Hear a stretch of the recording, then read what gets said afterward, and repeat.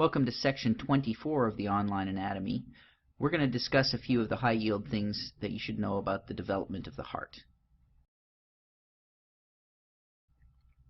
Let's look at a question. A mother brings her newborn to the emergency department with tachypnea, tachycardia, and poor feeding. On exam, you auscultate a continuous murmur and suspect that the ductus arteriosus is patent. What is the fetal function of the ductus arteriosus? This is a fairly straightforward and easy question, but these things are sometimes tested on the USMLE. So you should really have a handle on some of the ducting systems that happen in the fetus. And the answer for this, of course, is that it shunts oxygenated blood from the pulmonary arteries to the aorta.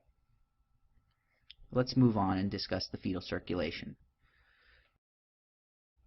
Here in this diagram, it's got a fairly clear pathway to show how the placenta is bringing oxygenated blood back from the maternal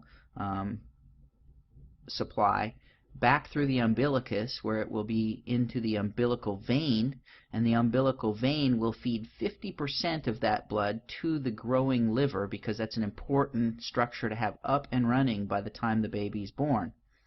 The rest of it will be shunted through ductus venosus, and that will bypass the liver right back into the hepatic veins, and then the hepatic veins will take it into the inferior vena cava, which will shoot it past via that valve that we looked at a little bit earlier in the features of the heart, and shoot it through the foraminal valve. That will take it from the right atrium into the left atrium, where it can go down into the left ventricle and be distributed through the systemic system of the aorta. Now there'll be a small component of it that doesn't make it through the foraminal valve, so it will drop down into the right ventricle and be distributed to the lungs for the growing parenchyma of the lung tissues. But this oxygen exchange that occurs in the lungs doesn't need to happen because it's already oxygenated from the maternal system. Therefore, a secondary shunt from the ductus arteriosus will bypass it directly into the aorta.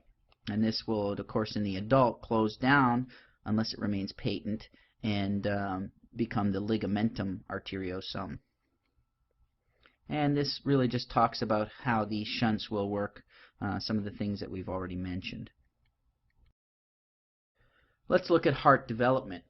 We've already discussed a little bit in the folding how the heart will fold under because of the cranial fold and the growth of the brain tissue that becomes incredibly